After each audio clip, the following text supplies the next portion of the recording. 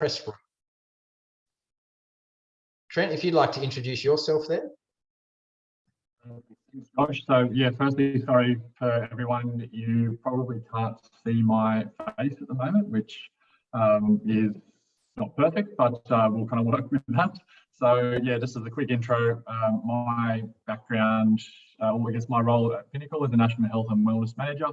So I oversee our programs more broadly alongside obviously consulting to a number of our clients and managing those accounts. So as Josh will kind of talk to in a moment, I feel like there's a few key areas that we feel kind of well qualified to discuss, and hopefully you get some value out of some of these areas today.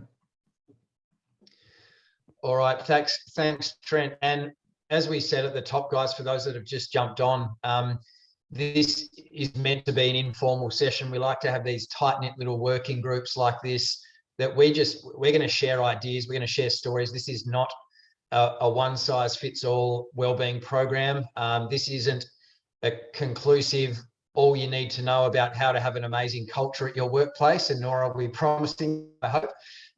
This is about our learned experience, our practical experience in delivering wellbeing programs. So we'd love to we've got some Q&A parts, we've got some interactive parts as well. But yeah, as we said at the start, we're using Zoom webinars. Feel free just to jump in and ask any questions or jump in the chat box at any stage. All right, so we're going to go through who we are and talk about Pinnacle Health Group and what we do, not for any sort of sales pitch reasons at all, but more just to give you an idea about the things that we're really passionate about and why we feel qualified to talk about what we're talking about today. We're going to go into sort of, again, there's probably a little bit of assumed knowledge or assumed learning here that we know a bit about what wellbeing is. We know why it's important in the workplace setting, but we're just going to provide context, talk about wellbeing at work. We're going to talk about the previous approaches or perhaps some of the failures of traditional approaches to workplace wellbeing, and talk about some of those barriers that you might be facing as well going into that. And then we're going to go through framework into how to actually structure or design a wellbeing program and get a wellbeing strategy going at your organization. So as we said at the start, we've been doing this for quite a long time now, over 12 years. And we are not every qualification under the sun that covers off on every single part of health and risk at an organization, and nor are we pretending to be. We're certainly good at the practicalities of designing wellbeing programs and engaging employees in wellbeing. And that's really, if you've jumped on the session for that reason, you should get a lot out of it for today. All right, so as we said, Trent and I are from Pinnacle Health Group. We've been a corporate health or a workplace wellbeing provider for 12 years. Our first or our earliest sort of claim to fame, and again, apologies because we're a bit new to this new Zoom webinar space, but if you can see my face at the moment, I'm actually dialing in from the ANZ Wellness Centre. So one of our earliest claims to fame as a workplace wellness company was helping ANZ pioneer the first on-site wellness centre at their office here in the Docklands in Melbourne. So this particular wellness centre that I'm in here, this is an on-site wellbeing centre for the employees of ANZ Bank. Fast track to today, obviously a lot has changed. You know, we're not seeing employees in at the office 5 days a week doing 10 or 12-hour days anymore. That's probably a really good thing. But fast track to today, we work with over 200 workplaces, not all as large as ANZ Bank, of course. And we design and deliver wellbeing programs for those organisations. So just to give you a bit of an idea there. You may be familiar already, but we have this movement or this community that we call Well Workplaces. We have a podcast that is all associated with the Well Workplaces community as well. And as you'll get to know, as Trent and I speak today, this is just something we're extremely passionate about.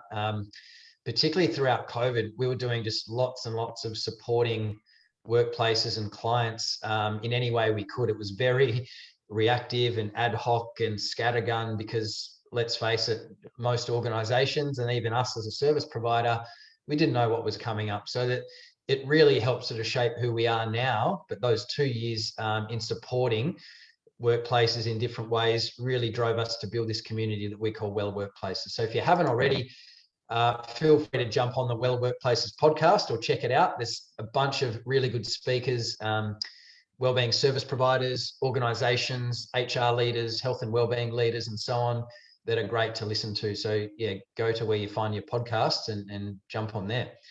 And yeah, as we mentioned before, it really is our absolute passion or belief that workplaces aren't just responsible for inspiring healthy change for their own staff that are under their banner, but we believe in this knock-on effect, this wave of well-being.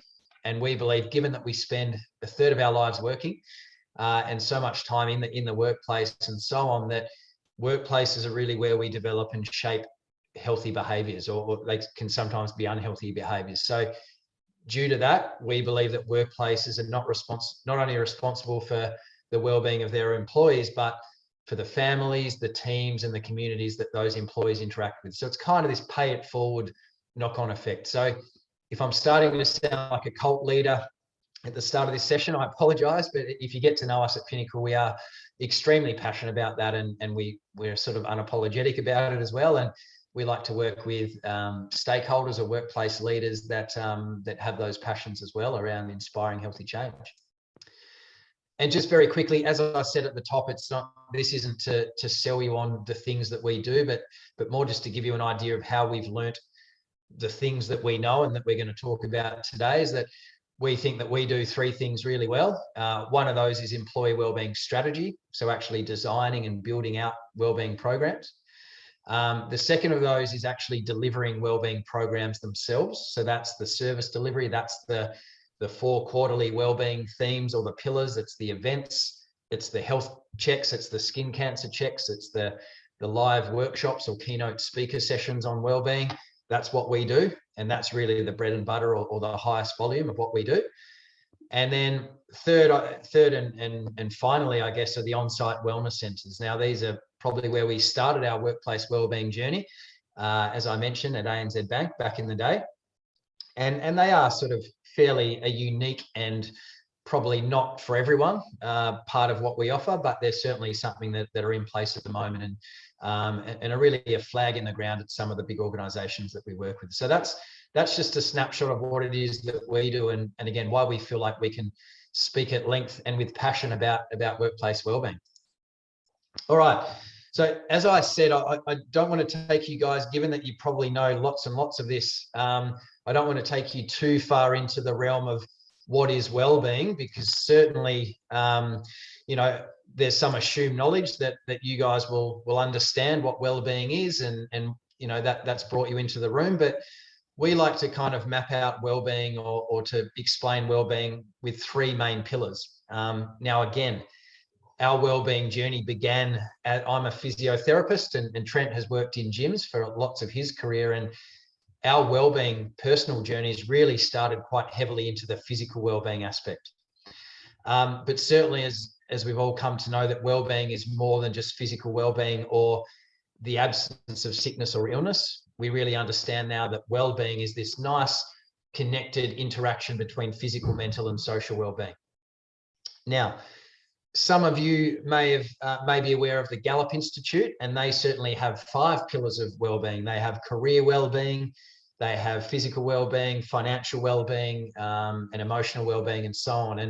And hopefully, when we get to the real, I guess, meat and potatoes of today's session, which is how to structure programs, you may already have some wellbeing pillars as part of your program. You may be at the stage of your wellbeing program that you're still starting to think about the strategy and which wellbeing pillars. But just to give you an idea of, firstly, how we think of wellbeing, we think of mental, physical, and social. But also a lot of our organisations might use these pillars. They may use the Gallup wellbeing pillars in order to actually build out a structured program. So hopefully that makes sense to some of you there. To take that a step further from the mental, physical, and social wellbeing, well, really what we're responsible for at Pinnacle Health Group, or what we really hone in on and passionately speak about and inspire for our clients, is work wellbeing. Now, to come back to the Gallup Institute there for a moment. So Gallup Institute have those 5 pillars that I mentioned before. They go as far to say that career wellbeing, so work wellbeing effectively, that the absence of optimal career wellbeing or work wellbeing effectively has the most dramatic effect on all of the other wellbeing pillars. So to say that in a different way, it kind of means that if you don't have good or optimal work wellbeing or career wellbeing, that it's really hard to get great physical wellbeing, great mental wellbeing, great social wellbeing, etc. And we like to say that really our role at Pinnacle Health Group, or the role of workplace wellbeing programs, is to improve work wellbeing. And work wellbeing, just to show that in absolute simplicity, is we really like to say that good work is great for your wellbeing. So that the job that you do, the social connectedness that you have at your work, the culture at your organization, having a purpose, etc., that's great for your well-being. And in turn, your own well-being, so your physical well-being, your mental state of mind, the social relationships you have at work and outside of that, your financial well-being, having good amounts of well-being or great levels of well-being is also good in turn for your work. So it's really that interactive nature of that relationship there. All righty. So that kind of brings us to this sort of thing where we go, well, all right, well, work well-being. So we're saying that good work is good for you, that employees, it's really important for them to have purpose and have, good relationships at work, to really get on with their leaders and who they work with there. But social interaction, I mean, we only have to look at the last couple of years and, a lot of us, if we've been lucky enough to have roles that we can work in a hybrid fashion, working from home or juggling and working remotely, that social interaction has been removed quite heavily, depending on where you're dialing in from today. So certainly work provides, purpose. It provides, a source of remuneration for most of us, but that social interaction, you only need to think of some of the closest friends or the people that you hang out with the most at the moment, and chances are they'd be from a work environment or previous people that you used to work with. And it's certainly a big part, this almost indirect aspect of work wellbeing that we take really seriously at Pinnacle Health Group. And as I touched on before, we spend a third of our lives working. To some of you that might sound depressing, but for some of you, if you're really loving what you're doing, or there's elements of your work that really get you out of bed and drive you to be better, that can be a fantastic thing. But either way we look at it, if we're spending a third of our lives working, a lot of our well-being is tied up into the relationships, the work that we're doing in terms of the mental capacity of the work that we're doing, and basically the outcomes from what we're performing at in a workplace setting. On the other side of the coin, so from the employers or the workplace side of things, we then look at, all right, well, what's in it for us? And I don't like to say it in those terms, but why, if I'm an HR stakeholder or a health and wellbeing leader in an organization, why is it important to look at work wellbeing? And again, this is probably a very quick trip down memory lane for a lot of you guys, and you probably understand all of this already, but we know, so all of the science, Gallup Institute are one organization, but there's been so many different studies. There's a fantastic PwC study out, that's a 2020 study, that's showing that those workplaces that invest more into workplace wellbeing are likely to attract better employees, likely a higher retention rate of employees. And they go as far to say that out of all of the different things that millennials and Gen Z are looking at in terms of where they're choosing their place of employment, pay is put aside, remuneration package, flexibility, basically the number one thing that these prospects or these prospective employees are looking for in a workplace is their attitudes towards wellbeing or a wellbeing program. So we know there's a lot in it for employers. We also know that healthy employees are happy employees, and they're likely to really drive a better culture at the workplace as well, and that thriving workplace culture. And as I touched on before, it's about not just being good employees and good at their job and maybe good friends at work, but it's about being better parents, better family members, better friends, and better community members as well. So a huge responsibility for us as employers as well as employees. Now, again, just to stop at this point here, now again, for full disclosure, we've used many different methods with our Masterclass webinars and so on, and we're just trialing out Zoom webinars today. And for some reason, it hasn't allowed all of you just to jump in and chat and say things straight away, and we can't see your faces, which is a bit frustrating. But what we have got is this fancy little poll feature. So what I would like to do straight away is I'm going to launch the first of our polls here, and hopefully this works. Anyway, this could go terribly well, but basically I've just launched a poll there. You should get a question in the little chat box there or whatnot on Zoom, and it's asking you guys, what are you most looking to get out of today's session, basically? So what key learning are you most looking to take on board from today's session? So if you have a couple of moments, you might be eating your lunch in the background, put your sandwich to the side and jump in and have a crack at this little poll. And also at any stage, please jump in the chat box or the Q&A box and ask Trent or I some questions. But feel free just to pop down just a few words as to what you're really most looking to take out of today's session.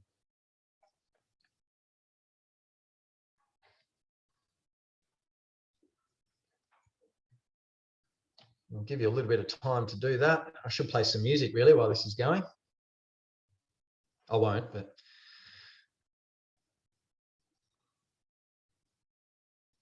Okay, we've got one person that's had a crack.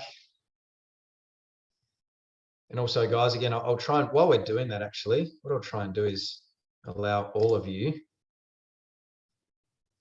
to talk. There we go. There we go. You guys should all be able to talk there and ask questions as well. Awesome. Okay, I'll give you another, what do we got? We've got a minute and a half left on this poll, but we might give it another 30 seconds or so. So get your buzzer beaters in there. You've got the basketball in the back half of the basketball court. Have a throw of the basketball towards the ring and see if it lands. Let's get those answers in there to the poll. Give another 10 seconds. Here come the flurry of responses. I love it. Good stuff. All right, we'll end that one there. Fantastic, guys. Oops. It's not what I wanted.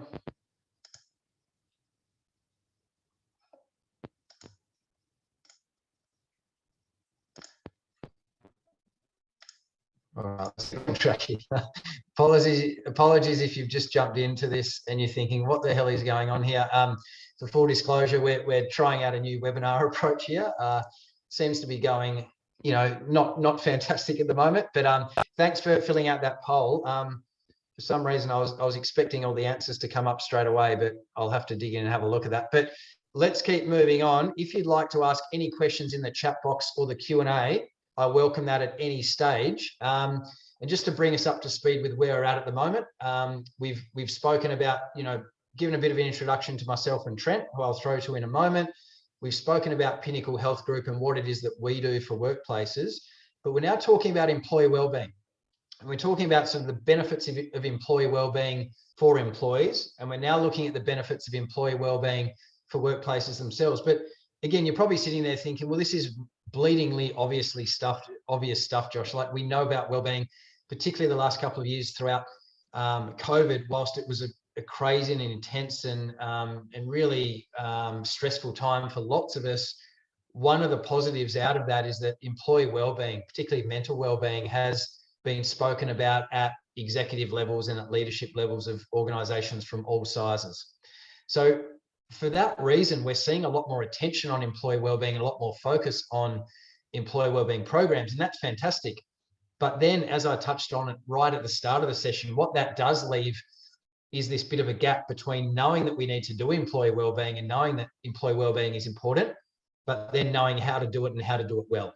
And again, that's what today's session is about. Again, once I let Trent talk, I might be able to find the responses to the polls there. But what we know at Pinnacle Health Group, because we've been doing this for 12 years, is that employee wellbeing has been around for quite a long time. When it first was a thing, it was all around really, it was more, it sat in the safety, it was more around preventing illness, preventing injury, and as crazy as it sounds, preventing death in the workplace. It's evolved quite a lot. And as I mentioned before, throughout COVID, the focus on mental health has really sort of reached absolute, the top of the pile. But what we've seen, that there has been an influx of employee wellbeing providers, if you like, or this notion of employee wellbeing, but it can be a little bit tokenistic. And the last thing we want you guys to leave today thinking is that, cool, wellbeing is just about ticking boxes. It's about, just going through that process and going, cool, we've got a yoga class and we've got a fruit bowl and we're going to have some nice yellow cupcakes for Are You OK Day. And then my job as a health and wellbeing leader or health and safety leader is done. That is not employee wellbeing in our eyes. And again, that's not to say that those initiatives in isolation can help engage employees in wellbeing, but we want to be really careful of that tokenistic or just ticking boxes approach to wellbeing. And again, this slide here in particular is not to talk about employee wellbeing as a negative thing, but over that last 12 years, we've noticed that it can be a little bit tokenistic. That's the first point to make. The second point to make is that it can be a little bit reactive. Okay, so what I mean by that is that, being reactive to wellbeing is, to use the Are You OK Day example, because it was as recent as last week, we were absolutely inundated with different clients or prospects, prospective workplaces for us going, hi, how's it going? Are You OK Day is coming up in 2 weeks. We need a speaker, or we'd like to do this, or we haven't really planned the next part of our program. We think we want to do something for Are You OK Day, or worse still, my leader has told me that we need to do something for Are You OK Day. Can you do something for us? And again, I shouldn't really be too critical of that, because it's fantastic that there has been that focus in it. But traditional employee wellbeing has been a bit reactive. And we see time and time again that more structured, pre-planned programs that incorporate different aspects of wellbeing are so much easier to actually engage employees. So not being reactive is the real takeout of that. Traditional employee wellbeing as well has really been designed for those employees that are easier to deliver wellbeing initiatives to. So let's be honest, when we first started wellbeing, it was called corporate health, I suppose, but it was very much like, here's our head office. Yes, we've got a couple of small remote employee hubs outside of this head office, but it's really hard for us to do much there. So let's focus on the head office. So employee wellbeing, if it's really inclusive, and if it really is scalable to all of your employees, it's got to be equally accessible, or it's got to have equity of access for all employees. And that's something that we've really, I guess, seen so much innovation in these post-COVID or during COVID times, that basically any workplace wellbeing initiative that we deliver now, it's accessible whether you're working from home, whether you're working from a small employee hub, or you're working from that head office or the factory as well. So again, more futuristic or modern employee wellbeing programs have to be accessible to all employees. Again, traditionally employee wellbeing can be a bit generic. It can, kind of like I said before, just going, cool, yep, everyone seems to think yoga is cool, so let's get a yoga class in. Not accounting for the unique stresses of the organisation. So Trent's going to speak in a moment about the different structure that we have around setting a wellbeing program and actually measuring different parts of wellbeing at your organisation. And that's a way that you can actually tailor wellbeing for your workplace. Poor engagement, so or even to take that a step further, not just poor engagement, but engaging employees that are already healthy and not being unable to engage the disengaged, those employees that could probably benefit even more from those initiatives. Costly, scattergun approach, all those things that I've kind of touched on already. So again, guys, just jump in the chat box or the Q&A if you have any questions at all. But that then leads me to hand over to Trent here, who's going to talk through our approach to wellbeing programs. And I might just also, Trent, throw to you to give yourself a bit of an introduction about what you do with workplaces and how you really guide them with their wellbeing program. So over to you, Trent. Thanks, Josh. And I'll just start by saying, guys, I don't think that you can see me, so I'll try and bring as much personality to this as I can, so that you can hopefully stay engaged for the rest of the session. But yeah, just to answer Josh's question there, really what I do or what my role is, and on a daily basis, I'm chatting to a number of organisations well, our clients, both prospective and current clients, as to how they want to do new and innovative things in the workplace wellness space.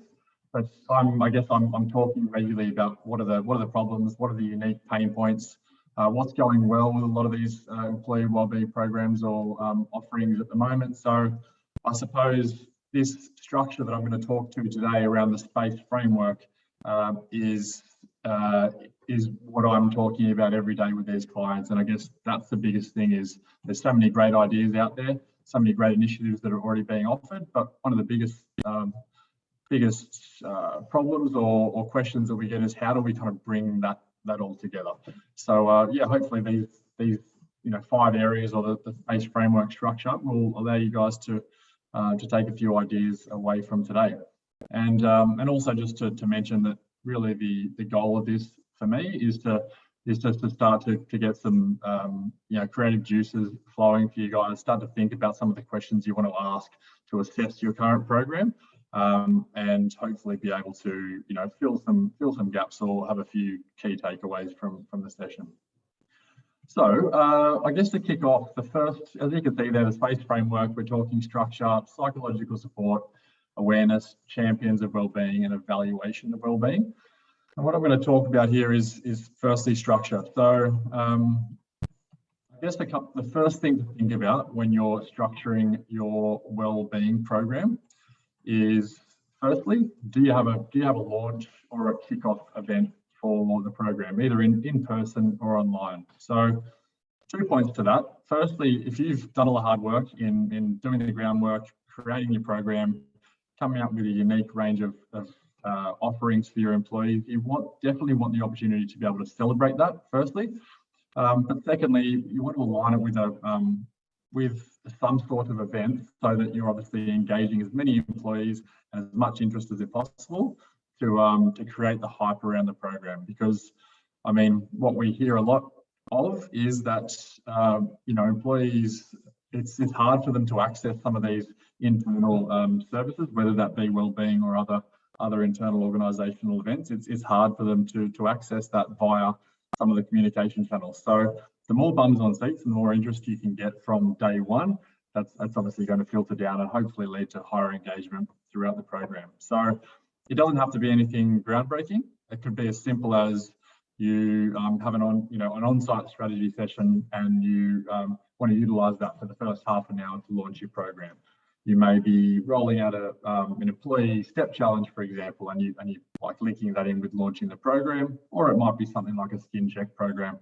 And I guess today we're talking about 2023, how to launch your program in 2023. That skin check piece is a very popular one with our clients for a late January, early February kickoff to the program and launch.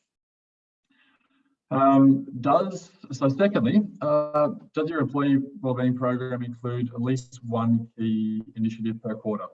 So the reason that we structure the programs quarterly is for a couple of reasons, or why we recommend that. Firstly, it allows you to plan up front what you have going on for the next 3 months. So it solves that issue or that area that we hear a lot of, in that I'm kind of chasing my tail at the end of the month for what are we going to do for next month? Are we going to do a yoga class? Are we going to do some workshops? What does that look like? So we're essentially recommending that quarterly rhythm works really well from an employee perspective, because they get to understand what is coming up over the next 3 months up front. They understand that, and they're also it's not getting thrown at them from left, right, and centre. And one thing, especially during COVID, that I heard a lot of was almost that there was wellbeing overload, or almost wellbeing burnout as well. So that quarterly rhythm works really well from an employee perspective, but also for you as driving the program and rolling those services out. It means that you've got a bit of time and you've got that planning in place so that you're not chasing your tail and it's not overwhelming and stressful to work out what is happening next month and what's going on here. Lastly, just as Josh touched on before, when he talked about how do we position wellbeing, is we mainly work across the 3 three pillars, so physical, social, and mental well-being. A lot of clients we work with also will have a financial well-being space in there, but I guess the key here is with your structure, are you offering well-being initiatives across those key pillars to ensure that you're engaging a number of different employee health profiles, I suppose. And as Josh has just shared there, you can see, you would have all seen the annual wellbeing calendar example, and that's just a really basic way. Like you can see the quarterly themes: healthy eating, healthy sleep, healthy movement, and healthy minds, and then at least one or a couple of initiatives under each of those key themes. And also, as Josh mentioned earlier, what we usually see is that you will already have your internal wellbeing pillars set up for your organisation, and it's fairly simple to obviously align some of those quarterly themes and initiatives with those. So I guess one quick, if I was to summarise structure in one key learning or one key focus, I would definitely say that is to set up the quarterly initiatives and align them with your internal wellbeing pillars is the best way to drive engagement and ensure that your employees, I suppose, understand why we're doing this at this time and why does that make sense. I can see. Okay, sorry, Josh, you just popped in there. Keen to hear some thoughts. So yeah, as Josh has mentioned in the chat there, feel free to jump in with any questions throughout that we can answer it with each of these different sections. Okay, I was just going to say that. Sorry, Trent, just before you move on, I'm just feel free, and I'll, as Trent goes through the next part of the space framework, feel free to share any if you're at the stage of your wellbeing program or planning for, say, 2023, or even your current program. If you have any wellbeing pillars or a structure around your program you'd like to share, feel free to pop it in the chat box and we can talk about it as well. So keep going there, Trent. Yeah, and to add to that, if there's anyone who's had a great program launch or a launch that's been really successful, really keen to hear some ideas and what's worked in that space as well, because that's something that is a hot topic, I suppose, with our clients and many organisations we work with. So, okay, so psychological safety. So obviously over the past 2 years with COVID, everything that's brought, obviously mental health has been the key wellbeing pillar that has been focused on, I guess, and we're starting to see a trend now coming back towards the physical wellbeing side of things. But clearly, to create a psychologically safe environment in your workplace, there's a couple of key areas that we need to focus on, and one is providing an employee assistance program or an EAP program. So, I mean, that seems like a no-brainer, and it really is. However, there is still some organisations out there who have yet to get that far, and all I can say is that it's that is the key pillar. Right here is I guess a downstream solution for your employees to be able to access one-on-one services or one-on-one consultations with a psychologist or various mental health workers. So that'd be number one that I would recommend absolutely having as a to-do right now if you haven't already got that. Secondly, do your workplace leaders do workplace leaders that have access to training, resources, materials available to bolster that mental health support? So I think most of you will know, if you have an EAP provider right now, there'll definitely be content around mental health that they're able to share, either via their platform, their own platform, or your digital wellbeing platform. But otherwise, on-site posters, QR codes, just resources that are accessible at any given time to educate your employees about their mental health, and also educating them about why would I access the EAP service. And that's something that we talk about quite a lot with our clients, and there's still obviously a bit of a stigma at times. So it's kind of breaking down that barrier and going, this is why you would access EAP. It's not necessarily end of the line. You're depressed, you're feeling in a bad place. It could be kind of upstream. How do I proactively manage my mental wellbeing? So anyway, harping on a bit there, but resources around that EAP program. And lastly, the final piece I I'd offer there is ensuring that your employees have regular access to one-on-one conversations or meetings with their direct team leader or manager.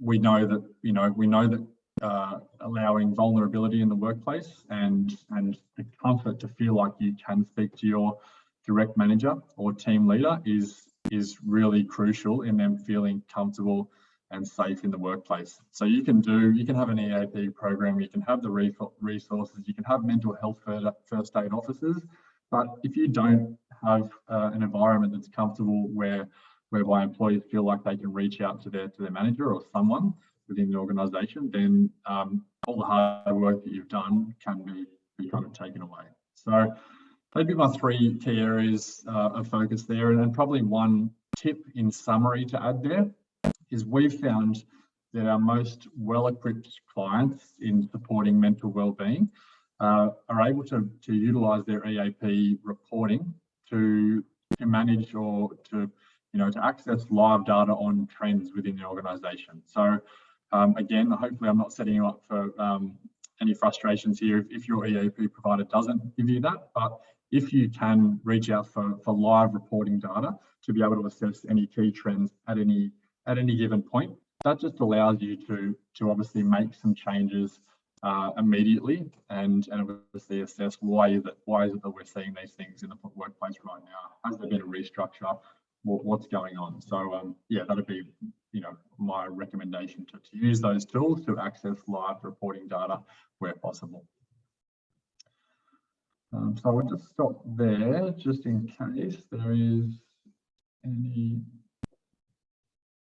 I'm just jumping into the chat box. Something else at the moment, so that's great. Yeah, no questions have come through at this stage, Trent. And yeah, just feel free, guys. If you'd like to jump in and ask a question or to throw any questions in the chat box or the Q&A part, please feel free to do it. And yeah, as Trent's talking away, I can help to answer those. Brilliant. So yes, moving on to the awareness. So again, as I just mentioned, you can do all of the work in the world in the background, roll out an amazing program that covers social, mental, physical well-being, and you've got a number of initiatives under each pillar. But at the end of the day, if you're not successful in creating enough awareness about the program, then that's where potentially the engagement or the overall success of what you're delivering may fall down. And that's something that we hear, that I hear a lot on a day-to-day basis, is that we've got this great program, but particularly with the remote workforce, we're struggling with how do we actually create enough awareness? How do we drive the engagement? How do we allow people simple access to be able to see what events we have coming up? So yeah, I guess to that point, one, in order to create awareness, one recommendation would be ensuring that your wellness program has at least one, ideally two or more communication channels to promote your initiatives and events through employees. So, right here we're thinking intranet, we're thinking newsletters, Slack, Yammer, social media.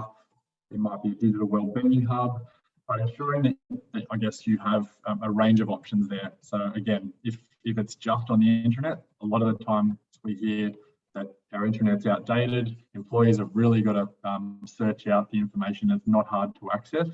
We want to make this really easily accessible and almost as reminders for employees on a weekly or a monthly basis. Hey, remember to get involved in this, and this is where you can access it. So that would be one. Just to summarise that, more than one communication channel is what I would focus on there. Which sounds like an obvious one, but you'd be surprised how many how much we hear that it's a struggle to get that information out there. Hey Trent, just while you're going through that, just to the audience, I've just released another poll, and again, we were sort of hoping we'd see all the poll results live. That's our Zoom webinar naivety here. But just while Trent's talking about awareness, one point he's made is around the brand name or the title of a wellbeing program. It might seem like such a simple thing, but we've seen really good engagement from really branding up that program and calling it something. It might be something really cool that's related to the type of work that you do. But I've just set up a poll, and if you'd be able to answer, if you have any like cool brand names or wellbeing program names, I've just sent across a poll to complete that. So feel free to go through with that while Trent's presenting there. Thanks, Josh. And yes, that was the next point. Kind of we're moving on to ensure that your employee wellbeing program has a brand name. So again, one thing that I hear a lot is, in these strategy conversations, or what we call our initial discovery calls with clients or prospective clients, the question that I ask is, what's going well within your organisation in terms of wellbeing, and then what isn't going so well? What are your pain points?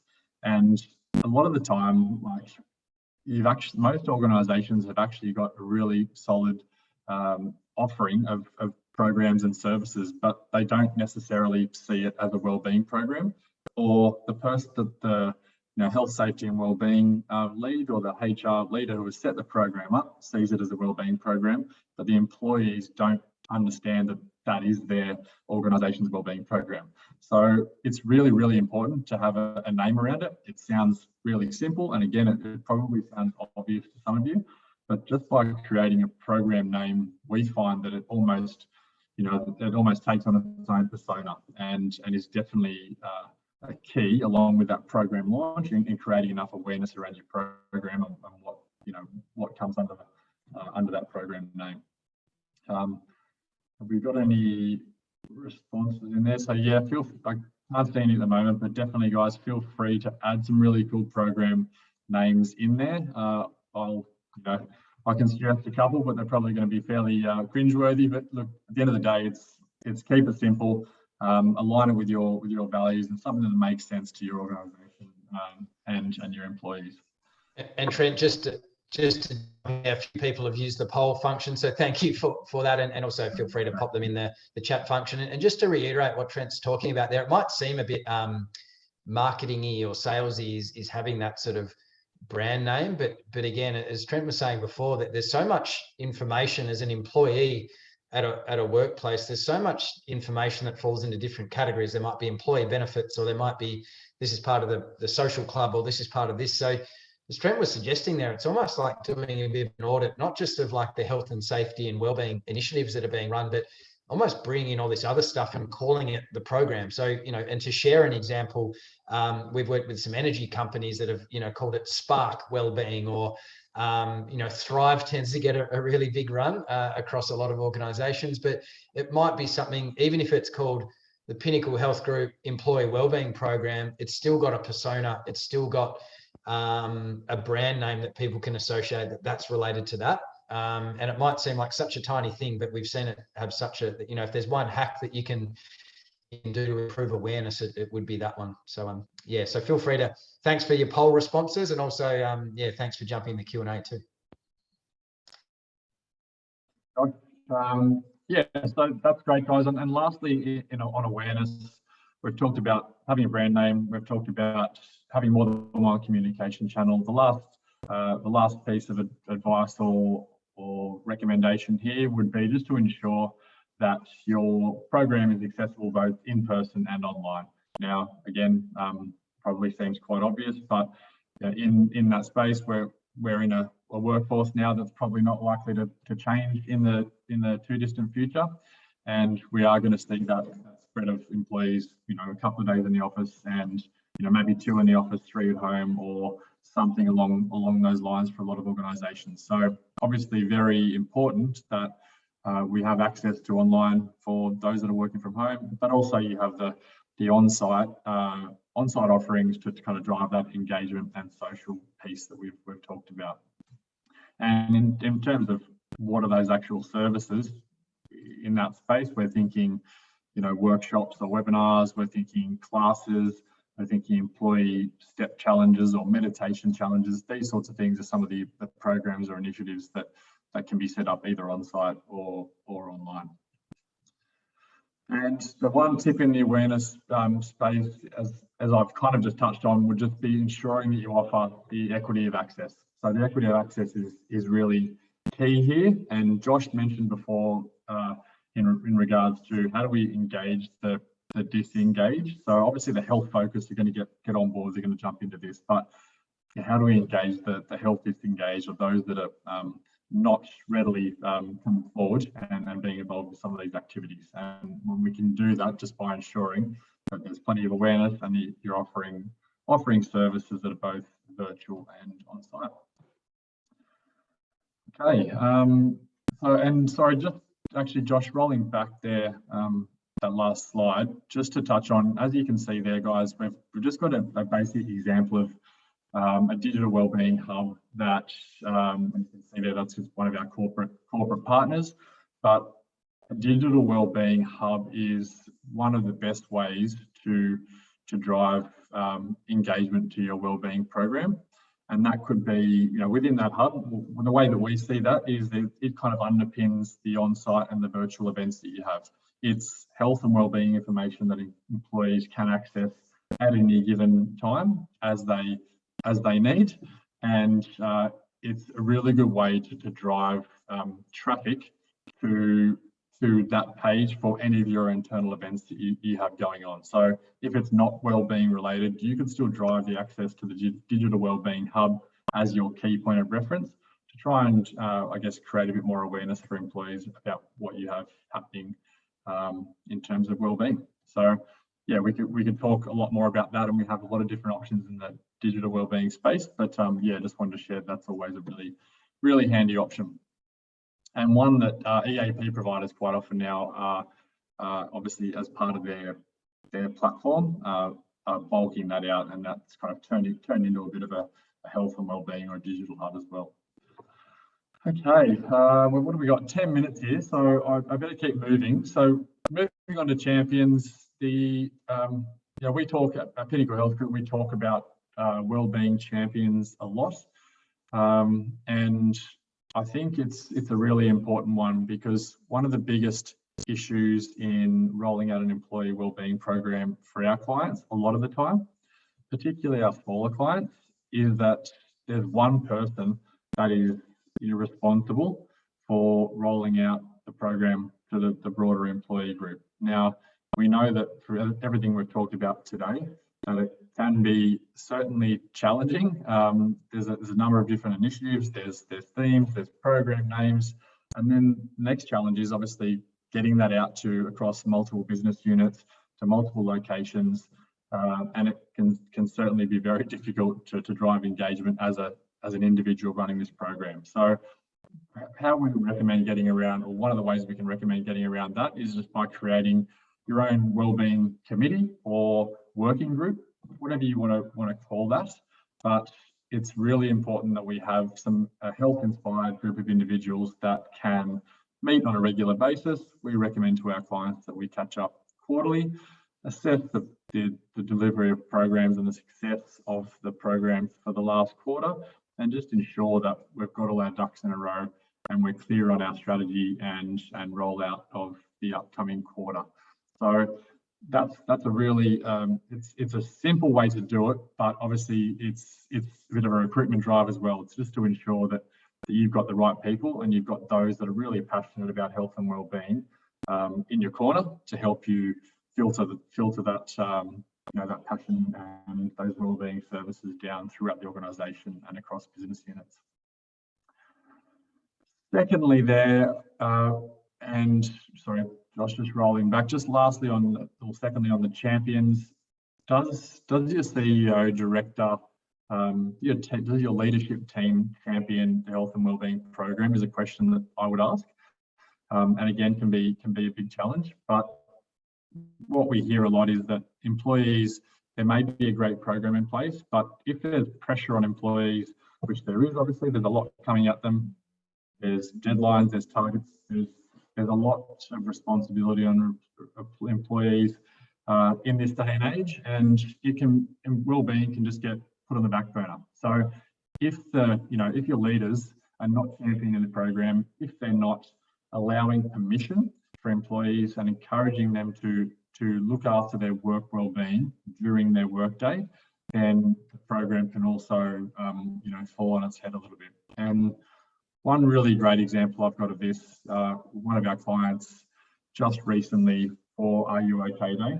What they did for that day, it was a webinar or a workshop, quite an interactive workshop, obviously discussing the principles of Are You OK and mental health. But their regional vice president was kicked off the meeting, kicked off the initiative for the day, and shared his own personal story. So he shared his own personal story about his struggles with mental health and how, his journey to date. And the engagement that we saw off the back of that with that employee group was some of the highest we've seen across any of our clients in similar initiatives. So I think, again, we talk about vulnerability to create a psychologically safe workplace and an environment that people feel comfortable in. So it needs to be led from the top down, and encouraging or giving permission, sharing stories. It's going to be a good way for employees to feel comfortable saying, yes, I can go to that yoga class at 11:30 on a Wednesday morning, or I can attend that webinar even though I have a deadline coming up. So that's a really, really important one, and sometimes is a little bit out of your control, but definitely one focus point that I'd be thinking about. And finally, moving on to evaluation. So again, everything we've talked about here today in this structure, if you're not evaluating the success and the initiatives that you've rolled out year on year, then you're going to struggle to kind of really come up with what are we going to focus on and what are we going to leverage for the following calendar or financial year. So and it's the age-old question, and it is certainly a hard one to measure at times. And we hear it, how do we know what is our return on investment, or sinking this budget into a really broad wellbeing program with all the bells and whistles? How do we really dive deep and measure into that? So the first way, I'm going to give you 3 quick tips, and I'll keep moving because I know we're short of time. We want some Q&A here. But the first one would be ensuring that you roll out either a skin cancer or a health cancer check program or campaign annually. So that's one great way for you as the employer to get a really good snapshot of the well-being or the health metrics of your employee group. But also, it's based on that data that you'll receive from that, it's an amazing way to then leverage or empower you to go, well, this is clearly our employees, for example, are not getting 7 to 9 hours sleep of an evening. We have 30% of our employee group is at high risk for diabetes, or it might be 40% of our employee group are not eating enough, or not hitting the recommended daily intake of fruit and vegetables. So there's some really basic things there, but as you can see, just from those 3 examples, that can really lead whether you focus on mental health, physical health, more movement, nutrition. It's a really important part to empower you to leverage your the results on what you do for the following year. Secondly, are you measuring that data year on year? So with a health check or a skin check program, if you're doing that annually, then you'll be able to kind of see the trends, and then with those trends, again, focus on, okay, well, we're seeing us move in the right direction. Employees are getting healthier, or they're getting better in these specific areas, but maybe somewhere else we're kind of dropping the ball a little bit, so we need to focus more attention on that. So again, pretty simple, but very, very important to roll out those year-on-year programs. And the last one to that would be, most of you will be sharing pulse surveys or engagement surveys with your employee groups, but so important to include wellbeing in that. And also with the surveys, what I would say is ensure that you're measuring each individual wellbeing initiative or program. For example, you run a workshop, you run a webinar, you send a survey off the back of that to find out what was most well engaged, or what are they most interested in, what maybe didn't hit the mark. And one really great question that we like to use with our clients is a wellbeing readiness score. So on a scale of 1 to 10, right now, after that nutrition workshop, how empowered or how likely are you to make a change to your day-to-day or implement some of this content and education we've talked about today to proactively improve your well-being? So yeah, so that kind of brings us to the end of the evaluation piece, and again, the summary of that is we talk a lot about what you can measure, you can manage. So just ensuring you've got 2 or 3 ways to manage the return on investment on your wellbeing program. And Josh, at that point, I'll kind of hand it back to you just to wrap us up here. Yeah, thanks, Trent, and thanks everyone and for jumping on today. Now, just very, very quickly, and Trent covered that really nicely. In that, if I just go back a step now, sorry, I'll do that. That those 5 pillars of our framework, we this hasn't been something we've just gone, oh, space sounds quite nice. It's something that we've had issues in each one of those parts, or our clients in particular. We've solved problems for each one of those, and basically the space framework is not a perfectionist framework that if you're falling down in one area, it affects absolutely everything. Obviously, the idea is to address all 5 of those pillars of our framework and to ensure optimal engagement. But the whole idea is that you can actually look at each of those different categories. There'll be some that already, you guys that are on this call today might think, yeah, actually, we've got a pretty good structure. We've got each quarter, we've got a theme for that quarter, or we know that October Safety Month, we actually build out the whole quarter around that, or something like that. Or others that might be on the call might be thinking, actually, yeah, we've covered the psychological support. We've got EAP in place. We've got the psychosocial risk stuff covered off really nicely. But we would benefit from having a structure. We'd benefit from having a brand name that would draw employees back to it. So hopefully, if you're sitting on this call here and you're thinking, well, we're good at some areas, we're not so good at some other areas, and that leads me to the next point here, is that we have a scorecard to actually measure yourself on this. And actually, Trent, maybe, sorry to put you on the spot, but maybe while I'm speaking, Trent, if you're able just to maybe pop the URL, this will all be shared after this session, by the way, and in our correspondence. But if Trent, you're able to just grab the URL and pop it in the chat box for the scorecard. We have a scorecard. It takes about 3 or 4 minutes to complete. It measures your organization on those 5 different parts of our framework. So how good a structure is in place for your wellbeing program, what levels of psychological support, is the awareness optimal, etc. And what it does is, when you complete that scorecard, as you can see here, it gives you a score, or ranks your organization as to ranks your wellbeing program, basically, as to how well it's performing in those different categories. So feel free, we might be able to pop that link in the chat box there, and if nothing else, we'll be sending that through to you for jumping on today's session. Just very quickly as well. So yeah, thank you, Trent, for covering off on the space framework. It's something that our whole team at Pinnacle Health Group, when we're going through the process of designing wellbeing programs or implementing wellbeing initiatives with our clients, it's a framework that we call on time and time again. So some of it might seem quite conceptual to you.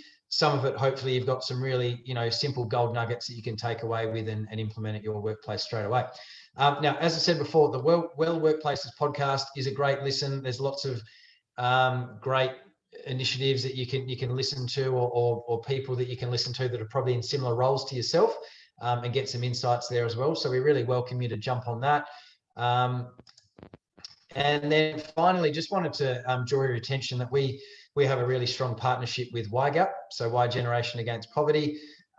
These guys have a number of different initiatives. You may have heard of Polished Man, which is basically launching again next month, so in October, which is all around domestic violence and violence to women and children. But a big initiative that we sponsor for YGAP is their First Gens migrant program, which is basically entrepreneurs from countries other than Australia that are setting up entrepreneurial ventures in Australia, and that they face a lot more barriers to setting up their businesses. They face a lot more barriers for their own well-being as well. So if you go to YGAP, so ygap.org, there's these little well-being Y gifts, they're called, so little gifts that you can send to people that you're thinking of. They're kind of like a kudos gift if you've ever provided one of those, but really nice way to tell an employee or a colleague or a family member or something that you're thinking of them. And these wellbeing related gifts are effectively a donation on your friend's behalf to YGAP. And as you can see there, there's the half avocado or the lotus flower as the little initiatives there. So yeah, feel free to get around that as well. It's something that we're extremely passionate about is in that community aspect. So I've taken you over time. Apologies for that. And yeah, feel free to, if you get a chance to jump on the scorecard, go to that. Otherwise, I'll hang around and Trent can hang around if you have any questions you'd like to ask us. And thanks again. Just to jump in and mention, we'll share that, as you said, Josh. We'll share the scorecard with you guys after this. There's just a technical issue popping in the chat box from my end, but we'll definitely share that with you as an opportunity. Thank you. Thanks, guys. So feel free, yeah, if you have any questions, apologies if you, we were hoping this was nice and interactive, but our first time on Zoom webinars meant that we couldn't see you, and you've probably had real difficulty in asking us questions. So our sincere apologies for that. But yeah, if you're hanging around and want to ask us anything, feel free to.